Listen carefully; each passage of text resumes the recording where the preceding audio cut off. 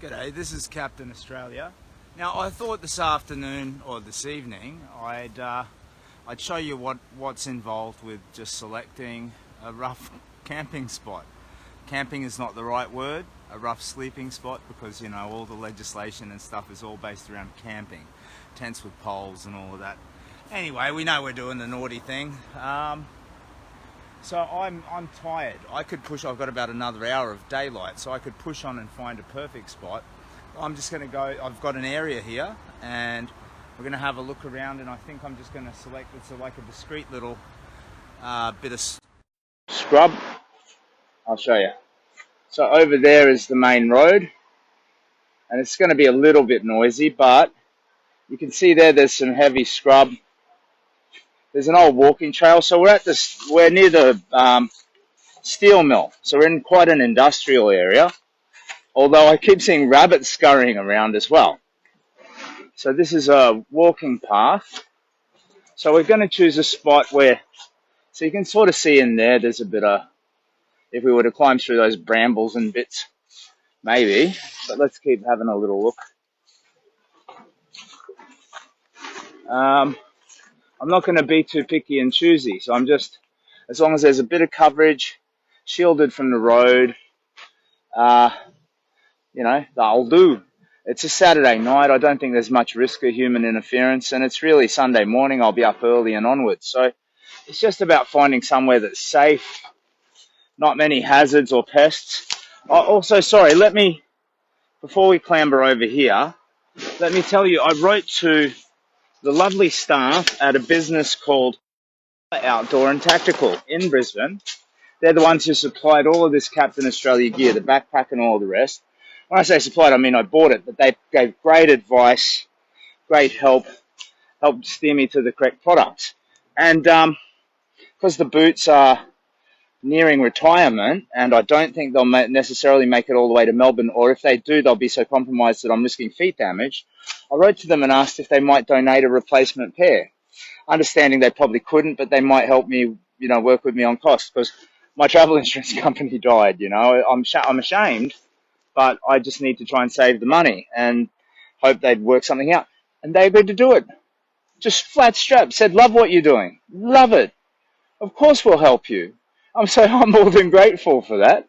So they're going to send me exact duplicate of these boots that I have, because they supplied them in the first case. So they know the product codes, they know all that stuff, they know my size, everything. So they'll be able to ship it down. I might get it sent to the Nowra post office.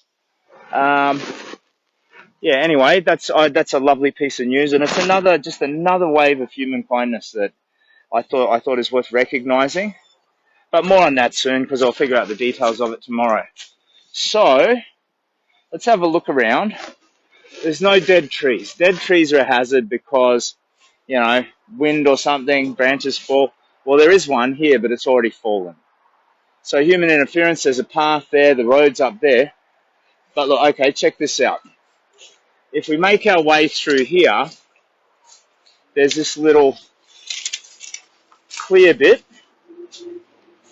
And, the road is noisy, but it was last night as well. We can live with that. But there's this little clear bit that's just tucked away and a little bit quiet.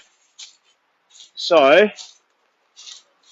it's easy to see all around. So, the hazard of pests, leeches, snakes, ticks, all that sort of stuff, it doesn't seem too severe. So we can just pitch the hammock here and toddle off to sleep, I reckon. Doesn't look too bad. And we've got this little screen here to give us just a bit of privacy. The likelihood that if a jogger went down that path in the morning, they probably wouldn't even notice us.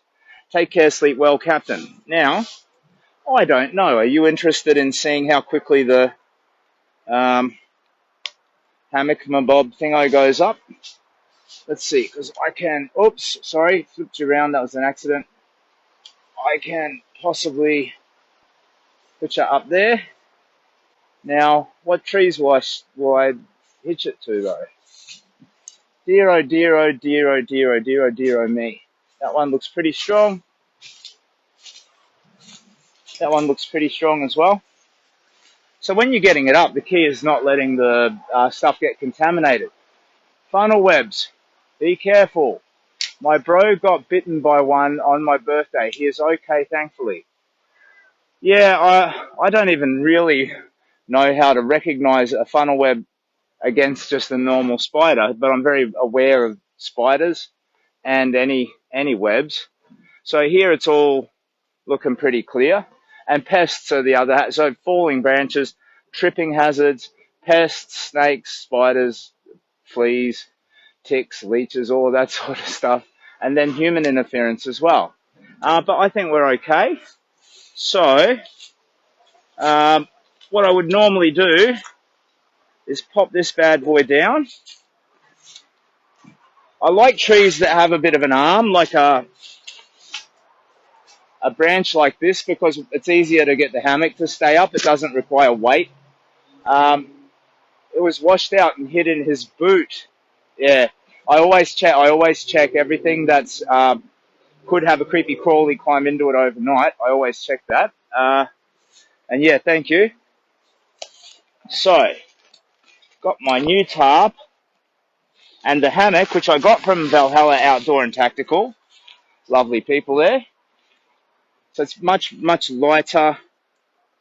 All set up and good to go. Just need to untangle this.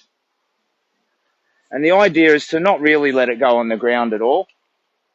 So I can preserve the place where I'll be sleeping from, the stuff that's crawling around down there. So this is lovely and light compared to the other one. And I've got it so that the hammock is just wrapped up inside the tarp. And I can unravel it. Now, I think you can see over there the tree that I'm intending to... Sorry. You can't quite see the tree that I'm intending to use. Maybe a little. If you can't, I'm sorry. I might go out of your field of vision. You might not be able to hear me. But, okay, so let me show you first. So this is the strap the hammock has, and this keeps it sort of anchored to the tree, even if there isn't an arm for it to stick on. So we get that, and we're all set. I think this is said carabiner. I am not a bushman. I'm doing all this on-the-job learning. So we're all set. We take this over here, lash it around this tree, just sort of middle height. Then once that's anchored, hook it onto the carabiner, and you may not be able to see this, and I am sorry. And then unfurl it so that I can hook the other end, and the whole thing doesn't even have to touch the ground. And this tarp, big as it is, not only keeps me dry in the hammock, but it also keeps the gear underneath it quite dry as well. Oh, I'm hearing wind and I'm thinking some rain's coming, so I think I chose the right time to actually pull the finger out and set up. Tiredness made that choice for me, but I think it was a good choice.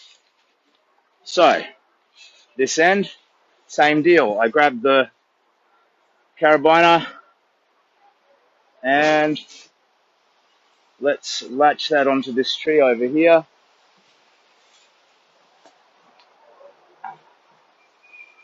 And then the whole thing should be pretty good. Sorry if I've been completely out of shot and you can't hear me or anything.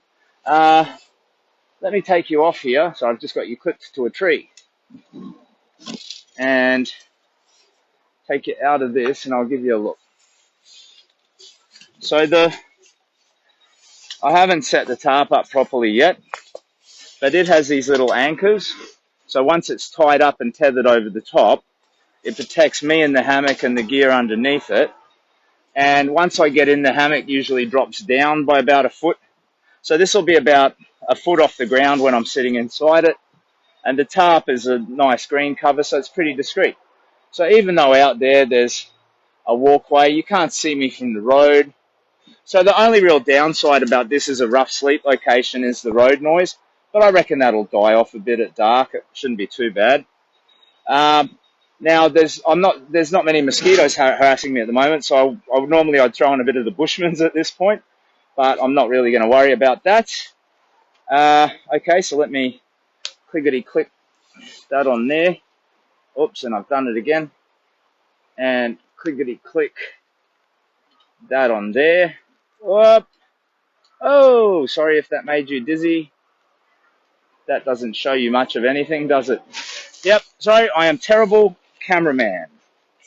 So I've got these ropes here. You always do the tarp just above the hammock, not tied to the hammock, because when you tie it to the hammock, it kind of distorts it, making it quite uncomfortable when you're sleeping. So we'll just tie this loosely on the tree here.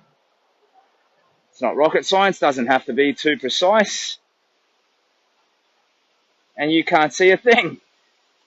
So what should I do? I should sing a song or something, so at least I'll show you the end result anyway.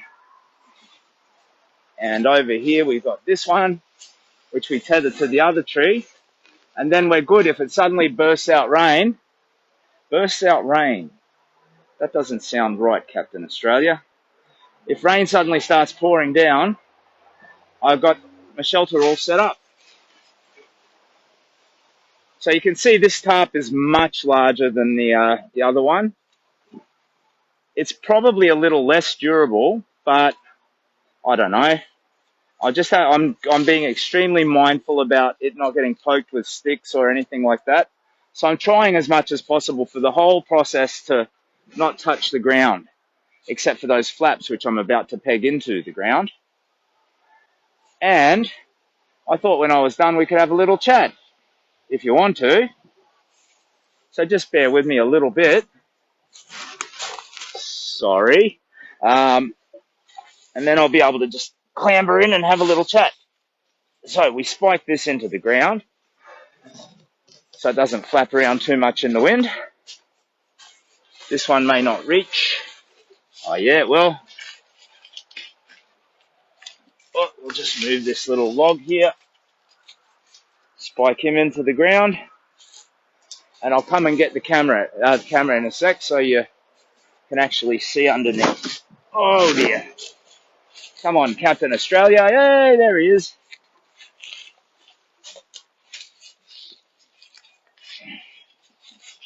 Spike that bit down. And spike this bit down.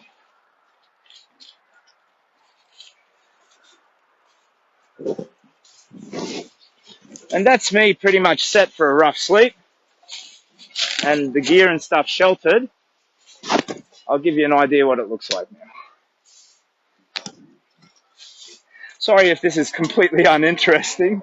So you can see there's that little sapling there that's an obstacle, but no big deal. Underneath, the hammock's up top, gears underneath, and we have a look. Bugs and stuff. Just toss him aside. Oh, sorry, rotate the phone. The iPhone sometimes hates it when you tilt it in a stream. Now under here is all my gear, and the key is just getting the blanket and the clothes into there without risking contamination. So here's the hammock. You can't see anything under there once you're in the hammock. I thought we could have a chat, but I'll tell you what, because I've still got a few things to do, I'll finish my setup, make myself comfortable. Whoops. Turn it around, Captain Australia. I'll finish my setup, make myself comfortable, and then I'll do a chatty stream in a bit later on, okay? Tell you what happened today and, talk about life, death, and the universe and anything that you'd like to talk about. So thank you for your time and interest. This was Captain Australia setting up a rough camp. Boom, boom. So, yeah, take care of yourself, and I will stream again later. Cheers. Bye-bye.